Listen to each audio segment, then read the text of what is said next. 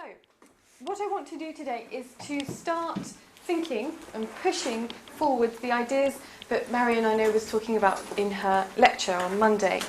And I think that nationhood and the concept of nationality was central to what Marion was trying to do in terms of thinking about Asian American identity and how that kind of works in Amy Tan and how Amy Tan approaches those kinds of ideas. So I want to kind of carry on thinking about that, and I want to kind of see what we can do to that term and with that term and how it might help us to read the text in different ways. So I want us to start with this quote from Anderson and then go on, and after that we'll kind of look more closely at the primary text itself. But just to get us all up to speed, can somebody read this excerpt aloud for us? Nick. My point of departure is that nationality, as well as nationalism, are cultural artifacts of a particular kind. To understand them properly, we need to understand how they have come into historical being, in what ways their meanings have changed over time, and why, today, they command such profound emotional legitimacy.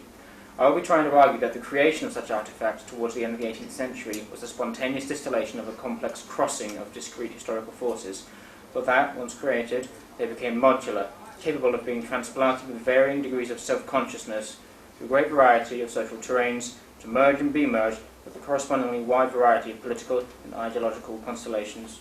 Okay, great, thank you. So hopefully this is chiming a few bells, because we did look briefly at Anderson at the beginning of last semester when we were thinking about nationhood and how one imagines a nation with Salman Rushdie. But I think it's really interesting to use here as well. And I want us to think about what can we get out of this particular excerpt. How is Anderson thinking about nationhood that might be helpful to us? What sort of springs out at us from reading this little excerpt?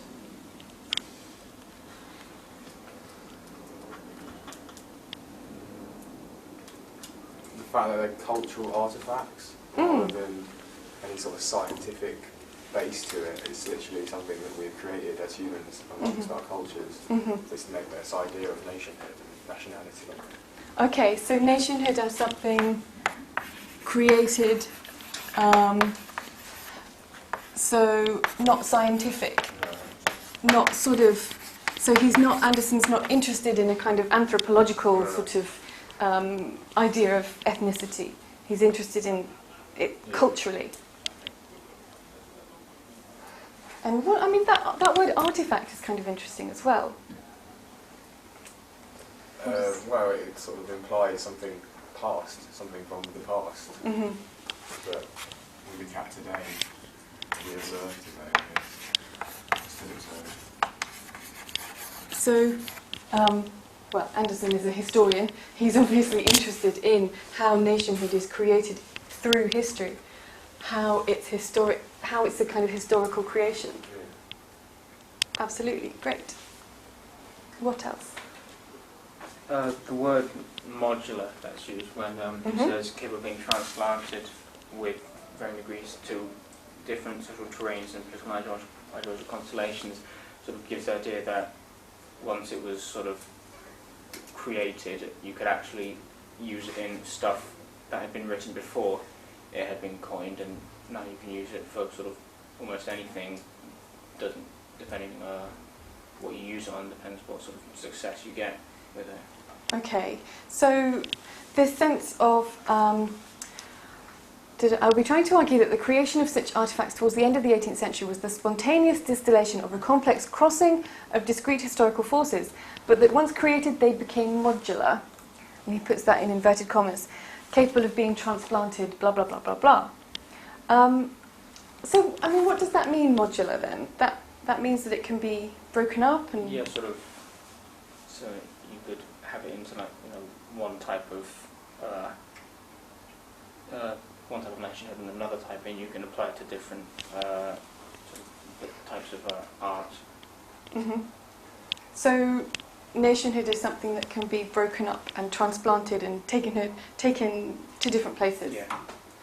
Because nationhood itself is complex and made of different things and political and emotional and historical and made up of all of these different kind of competing areas and issues and ideas. Yeah? Yeah. Okay. Should I just write the word modular? Yeah. Will that sum up what we've just said? Modular.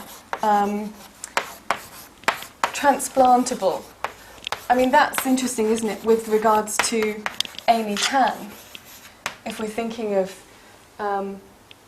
whether or not bits of Asian Chinese culture are transplanted successfully or unsuccessfully to America.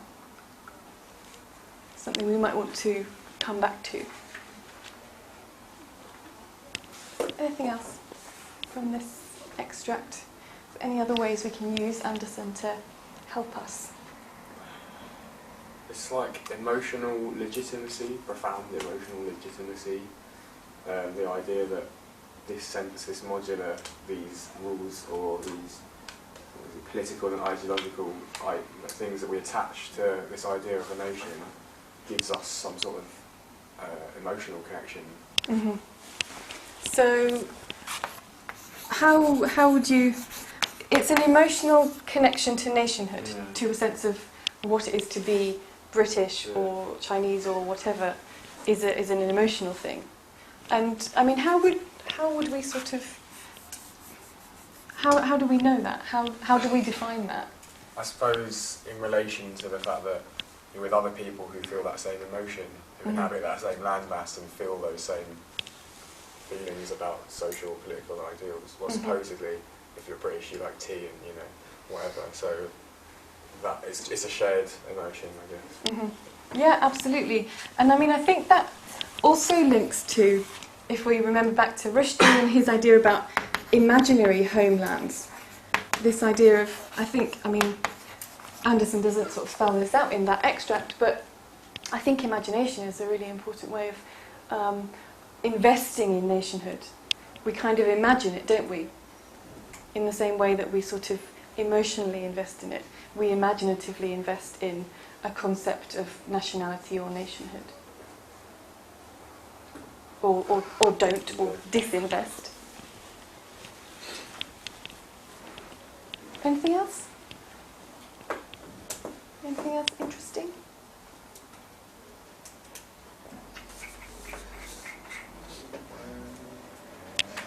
I think just the fact it's called, well, this isn't an actual extract, but it says imagine communities, and like just the idea that they are just communities, like, and that's what he's saying. Why we all sort of, we're born into these communities, and we're sort of, we don't have a choice. Like, I was born in Britain, so I'm British. I don't have a choice to go and be Chinese or be American. Mm-hmm. So like, I'm sort of born into this community, but yeah, I still feel this attachment. But he doesn't actually. He just says we're still trying to understand it, I guess. Like, so it's something we don't completely comprehend yet either. Like, Yeah, as humans. absolutely. And I think that's really interesting that he, as a historian, is kind of approaching this idea. We, as literary scholars, are approaching this set of ideas, and it's a very kind of interdisciplinary kind of idea that lots and lots of people from different disciplines try and kind of grasp a hold of, but it's a really difficult concept to deal with. Rachel, did you just have your hand? Yeah, I was just going to say that the repetition of the word merge and merging, merged, just makes it sound like it's constantly being added to and altered and stuff, so it's not like fixed. Yeah, I think that's really key. The sense of nationhood as unfixed, as able to be broken up into little bits, taken apart, transplanted, changed, evolved across space and also across time. You know, what it means to be British to your generation is different to what it means to be British to your parents' generation or your grandparents' generation. And again, I mean, that's something that seems to me to be important in Amy Tan as well. Okay, if we've sucked all of the goodness out of Anderson, let's try to apply some of these ideas and use this to think about nationhood in our primary text. Okay, and what I've put on the handout here is some of the metaphors or sets of images that I kind of saw as really important or interesting. And there might be other ones that you think are really important or interesting. So writing, calligraphy, ink, counting, ghosts, bones, families, particularly mothers and daughters. And what I'd like you to do is just kind of break off into little groups or twos or threes or whatever, and think about these metaphors, and think about how we might kind of use them to explain the significance of nationhood, or to think a bit more carefully about how nationhood is explored in this particular text. Because they seem to me to be really resonant in terms of this sense of, or the difficulty with nationhood that this text kind of is thinking about and thinking through. And I think Marion talked about some of these, but some of these might be kind of ideas that you have sort of built up yourselves. And I want to just kind of give you a bit of a chance to think a bit more closely about these metaphors and use the text, use examples from the text to illustrate your points. I mean, it might be that when you're thinking about nationhood, other things seem to be important too, that something like gender, for example, cuts across an idea of what it is to be of a particular nationality. So, you know, don't feel like you can only talk about nationhood, but I want you to think about nationhood through these metaphors that seem to be particularly recurrent in the text. So we'll give you maybe 10 minutes or so.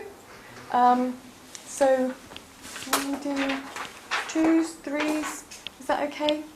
Yep. And choose an image, choose a metaphor. Think about how it's working. Get some examples from the text and link it to this ideas about nationhood. Yes.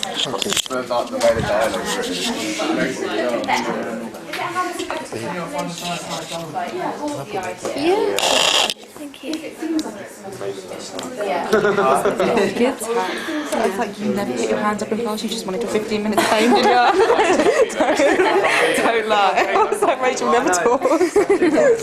Now I know, when there's a camera on you, you won't. That's all I was thinking when you hold your hand. I was like, never ever talk. If you're on the train or something, You should be able to YouTube yourself, don't you? A crowd. there's loads of stuff. Okay.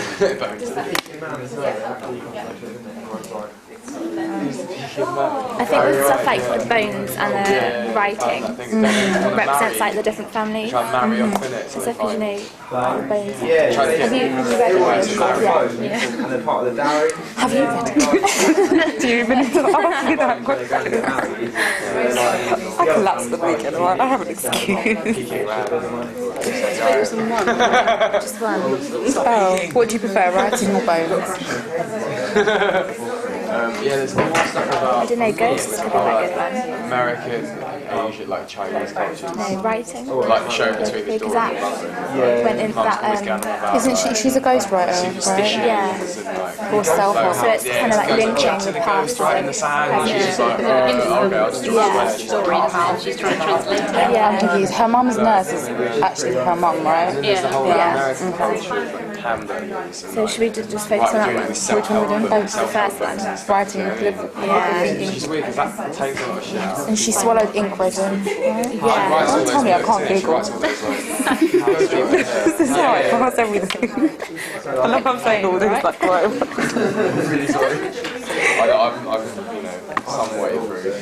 We need to sound smart because this is like the Somewhere like, yeah. Can you stop saying stuff like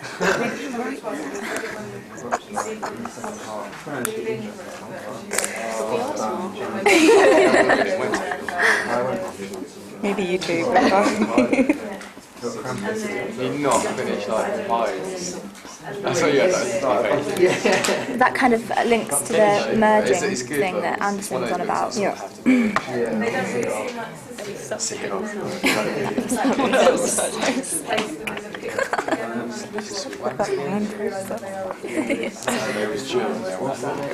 the mum still alive? I can't even remember this. I really Yeah. Is it? Apparently. What about Lulu? She's still alive. Doesn't the ink shop burn down as well? She's like, Yeah. she just wandered off from it. And also, Her swallowing ink Can be found wandering around the the streets ink of shop burning down, and the fact that she's actually a ghost writer. and also, Precious Auntie was so good at. She was like much better than the males in the family at calligraphy, wasn't she? Yeah. So it kind of like destroys the whole gender. And Reed can't do like Chinese characters when her mum tries to teach her how to do it, which is, I guess, directly about nation Yeah. because she's Written denying words, like writing stuff, language, Yeah. very much like... Because she needs her mum's stuff translated, right? just to send it away to them. Yeah. Her mum's just like, yeah, I saw What is the mum called? Yeah, I was in bush, jump out bush. I was like, are you serious? Key characters. Not the suicide note.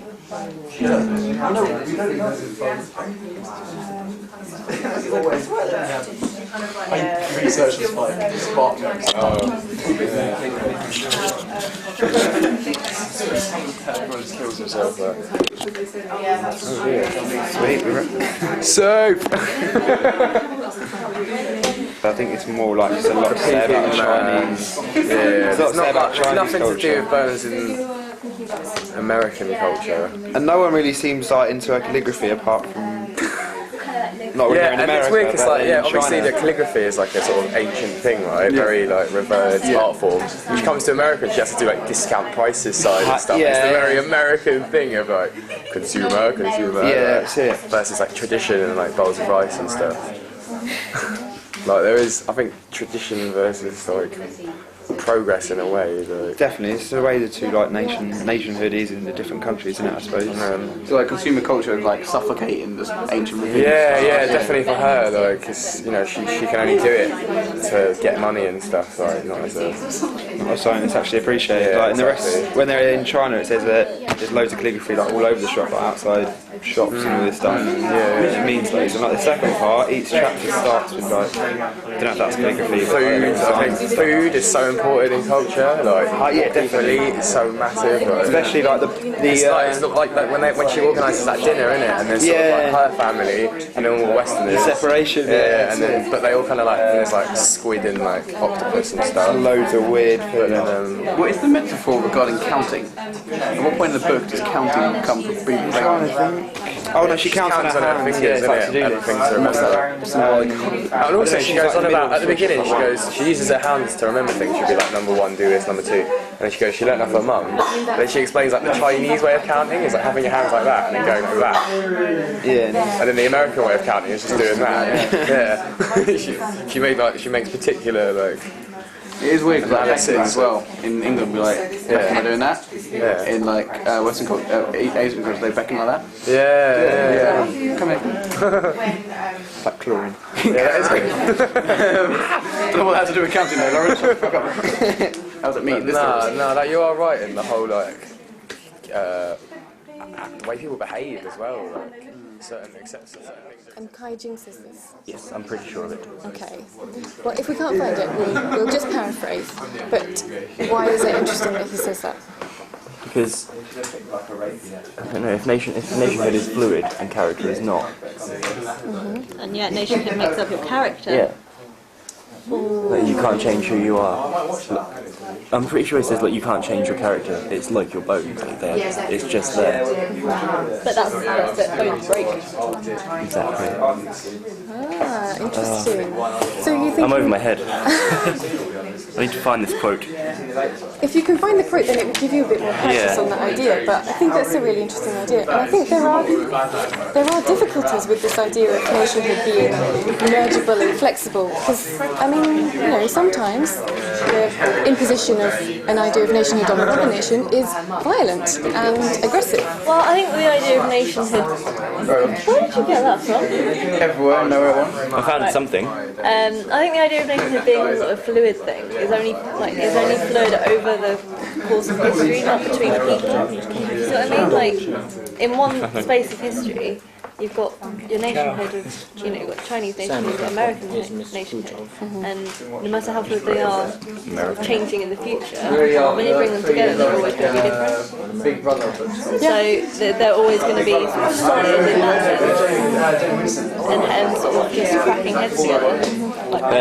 You cannot change this. He said this is your character, but he doesn't mention bones around it, which is a shame. But we could just say that the bones could allude to someone's character. We could talk about bones. We could talk about the special bones that you read your future on. Oh, the oracle. Is it the oracle bones? Because they've all writing on them. They're very kind of heavily symbolically freighted, aren't they? And you're supposed to put a hammer in them, and where the cracks come out, it helps you to read, what will happen in your future life. Whether you see that as kind of really important and part of your heritage, or whether you see that like Ruth sees it as more of a kind of interesting cultural artifact. I'm going to find this quote. Okay, just a couple of minutes to summarise, and then we'll come back together. Okay.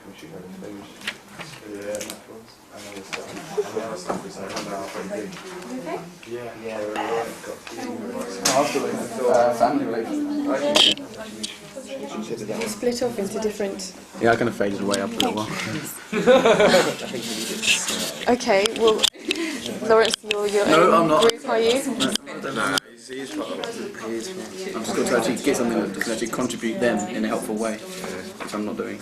Yeah. Which sort of metaphor or imagery are you thinking about?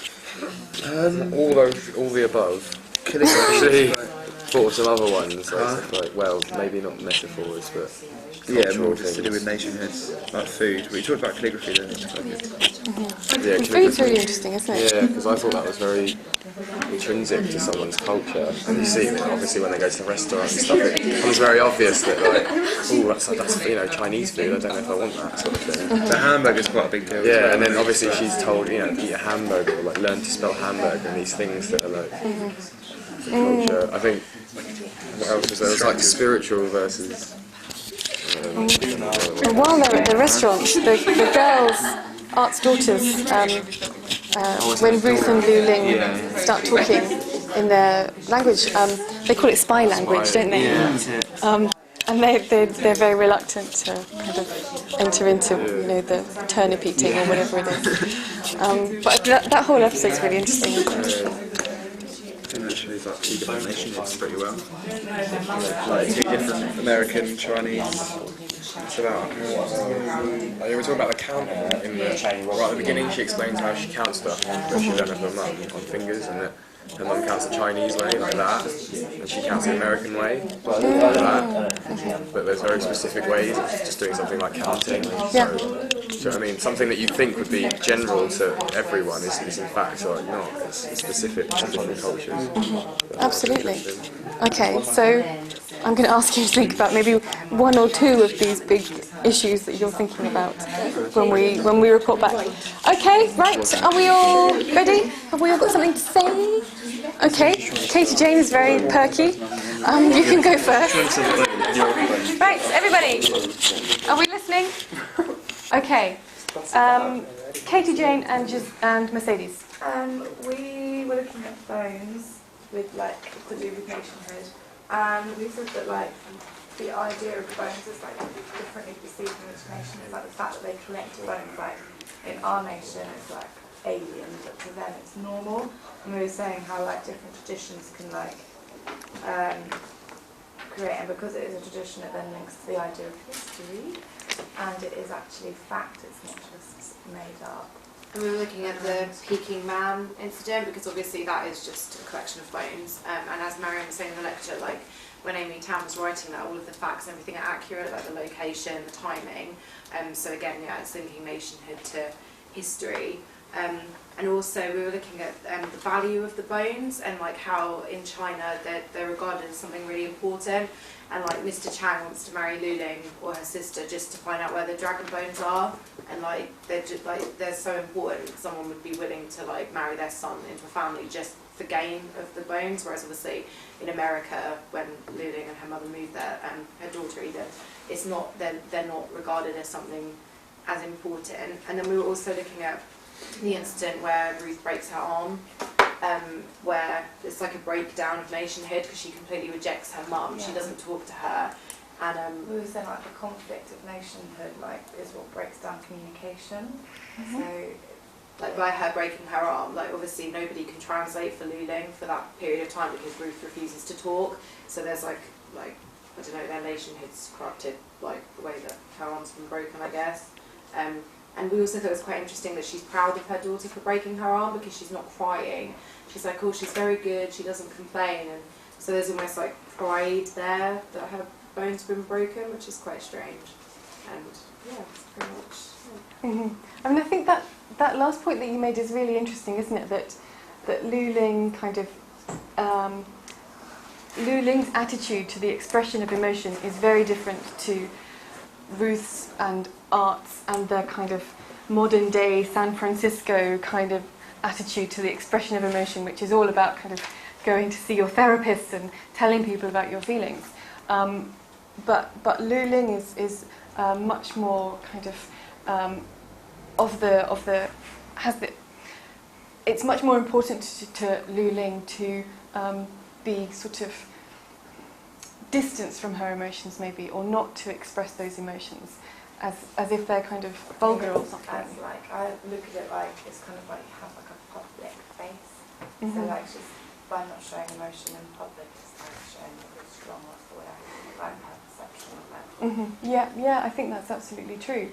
And I think, I mean, that idea about sort of breaking bones and breaking the links between this mother-daughter, this Asian-American kind of concept, that's a really nice way of kind of extending that metaphor in other directions. Great, good. I know somebody else was talking, this group was talking about bones.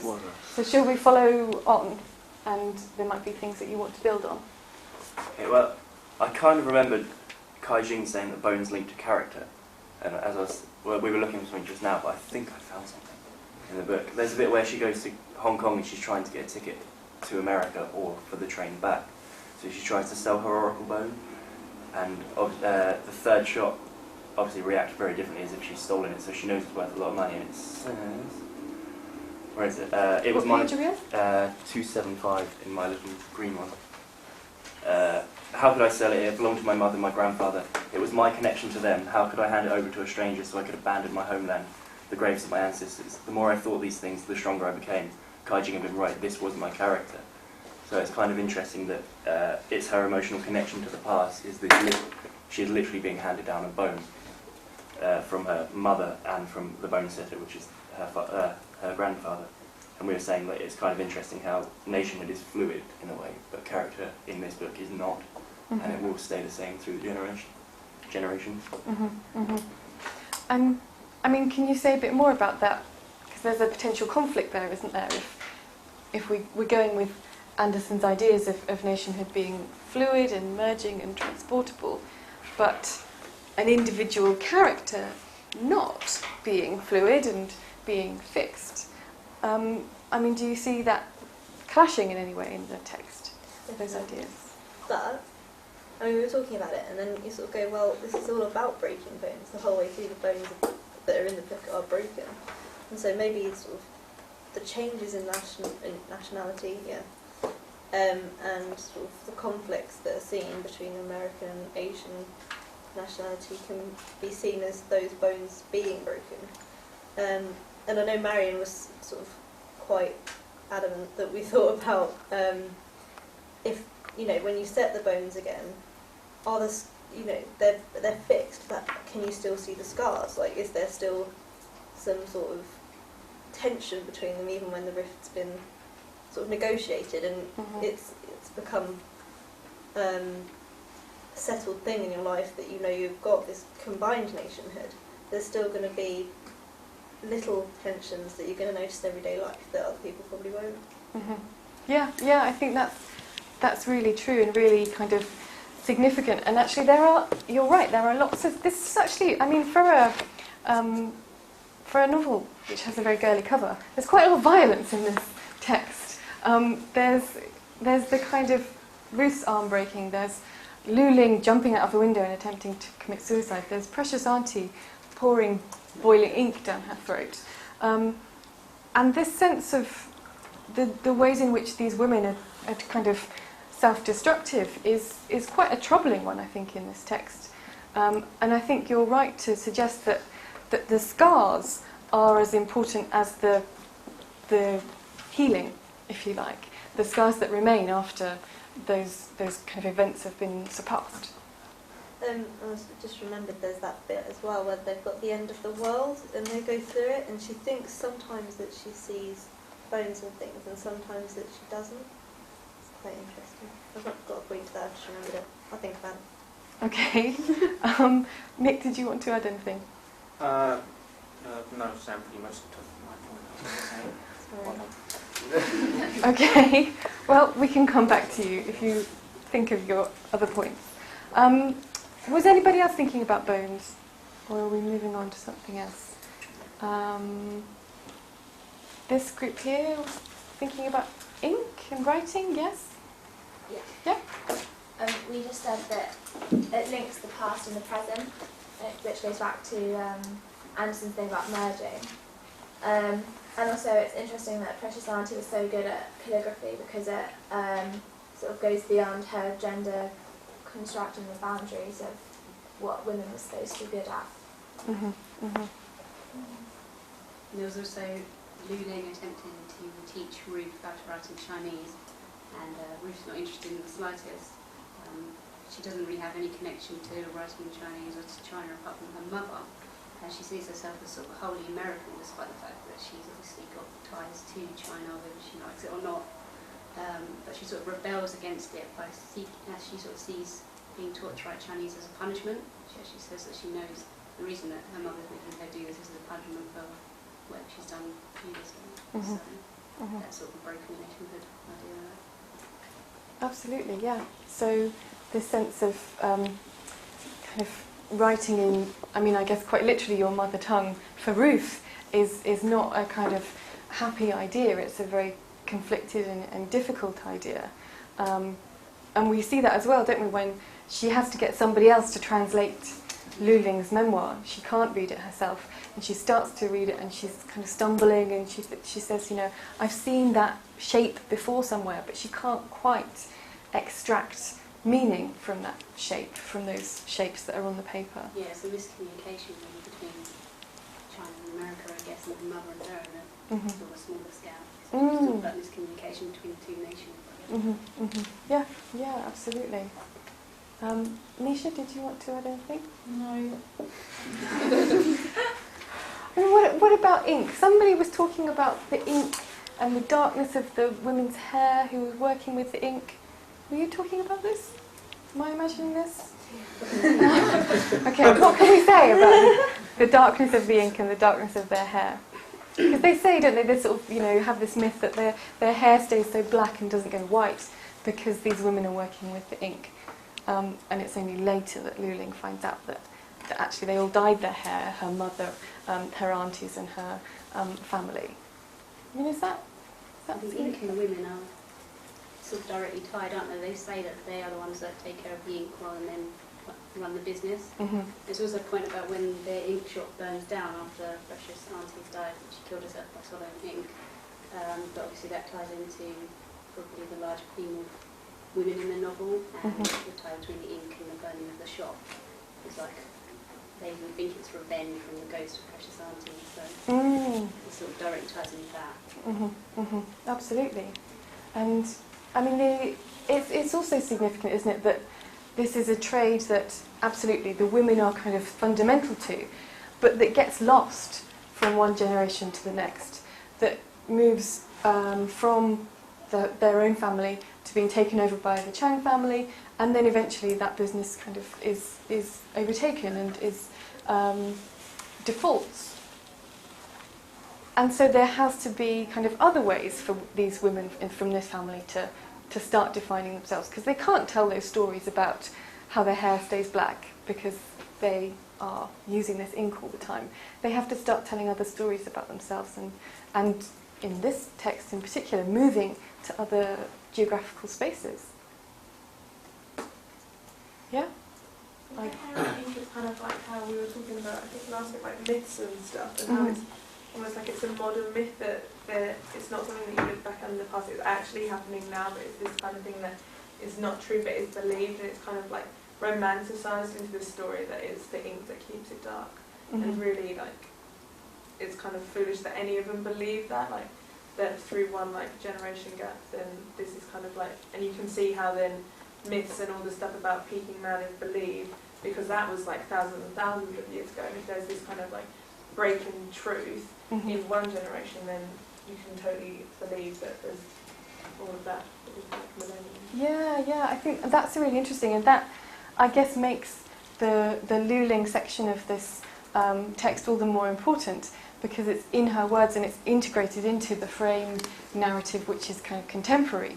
We get this previous generation's kind of narrative inserted in, and it doesn't feel so distant and so mythical. It feels kind of as if we're going back into a contemporary moment for her and her mother. So shall we move on to your group? We were talking about like family relationships, and we thought that it's interesting to look at Luling and Gowling because they're sisters, so they're of the same generation, and they both basically came to America at pretty much the same time, but how they've embraced the culture completely differently. And it kind of, so Luling stays and is very much Chinese, like the bit that we looked at to prove it was at the nursing home that she goes, oh, there won't be any Chinese food for my mum, and then the man says, oh, we have several, like he goes, we've encountered that issue in the past, Chinese, Japanese, kosher food, you name it, we have a delivery service from approved restaurants, and since we have 2 other Chinese residents who get takeout twice a week, your mother can share selections we get from them. And it's kind of like, so of that generation there are lots of people who are kind of not stuck in the past but very much still connected with their original like nationality and where they come from. And then Gowling's very different, and we thought that it could be because so Gowling's husband stayed alive, so she was part of kind of like a Western American family and she fulfilled the role of the American wife. But Luling's husband died like really soon, so it's kind of like she, even if she'd been starting to like take on all of the American characteristics, it was halted like really early, and then she kind of just was kind of like isolated on her own.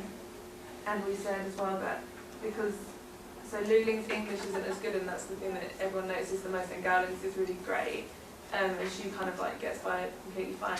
But so, and then you think, oh well, maybe Gowling's Chinese has suffered, but it hasn't, because at the end when they're doing the manuscripts, and Ruth's like, and they're going through trying to work out what everybody's name was and stuff, and Gowling knows all of the old traditional Chinese as well, so she's kind of managed to have the balance of perfect English and perfect like Chinese, whereas Luling's kind of, which shows it's possible, like it's not one at the cost of the other, whereas Luling's just kind of like stayed in her little Chinese bit. That's really interesting.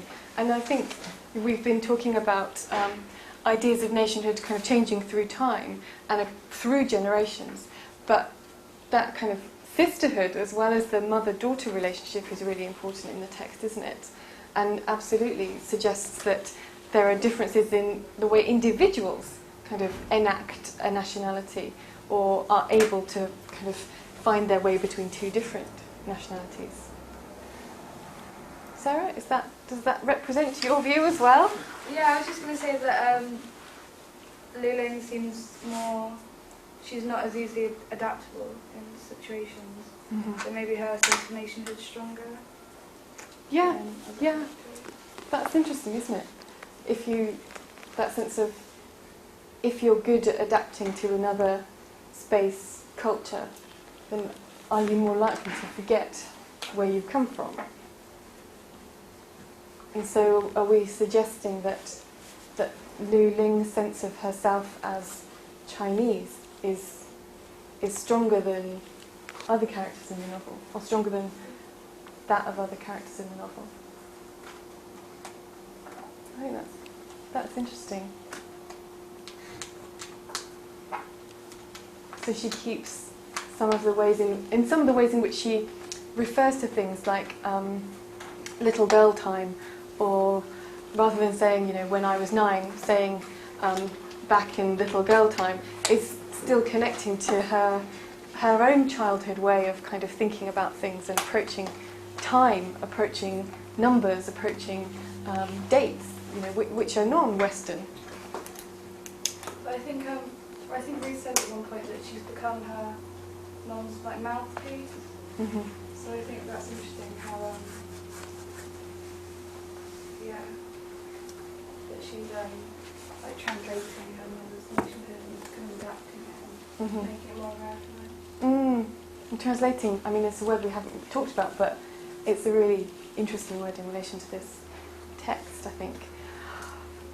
Right, we haven't got long. Last group, thank you, Sarah and Giselle. Fraser Lawrence? What did we talk about? I know you talked about lots of things, but narrow it down to one thing. Oh, what do you want to... Calligraphy.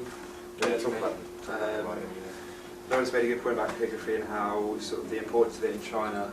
Yeah, the cultural importance of it. Obviously in China it's a very revered art form. It's a way of expression. You see it lining the streets and such. Whereas when it's applied, it's inherent in Lu Ling to keep this part of her culture. And she tries to transfer this into her American life, and it just comes out as crass consumerism, having to write discount signs and wedding invitations. Well, maybe not so much wedding invitations, but all that sort of stuff that she has to do just to make money, not for the art of it. So it's that transferal of culture. Once again with the food as well. I think we were talking about the Chinese food that they see is when they go to the restaurant, and there's a Chinese section and there's a sort of the American section, but then gradually the Americans are sort of a bit more accepting of the other cultural sort of artifacts.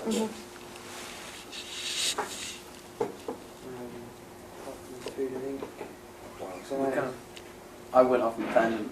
We were looking at different things, so I suddenly started focusing on family to then write notes, and then we ended. So I just put notes on family. I didn't really talk about it. Okay, that's okay. I mean, these things are all connected, aren't they?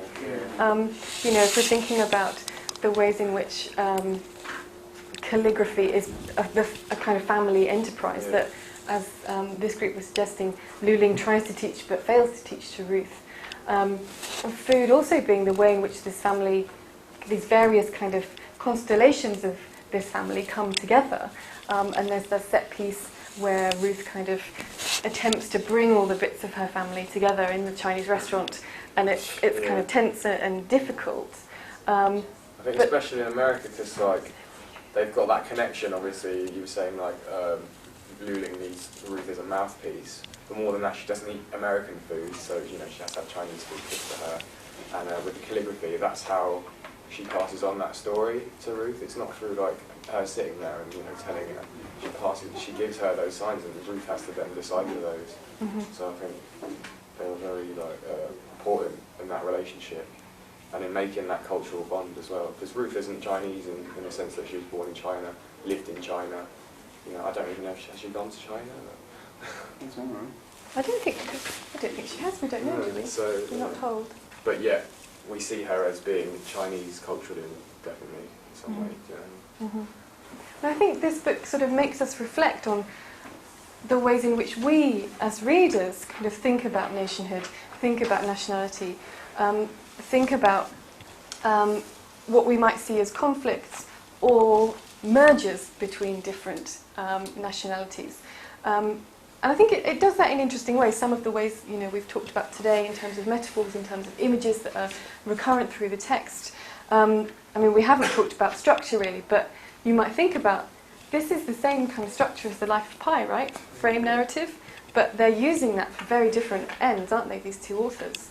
And I think we'll also pick up some of these concerns next week when we look at Doris Pilkington's The Rabbit-Proof Fence, because again there are issues regarding what happens when two nations kind of come together, two ideas of what it is to be a particular nation come together.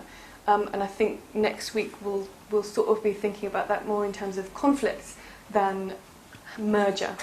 But okay, so next week, Rabbit-Proof Fence. Any questions in the meantime, drop me an email. And questions for your assignment, I put them on ULearn, so they're there for you just to have a look through, but I will go through them with you in more detail next week.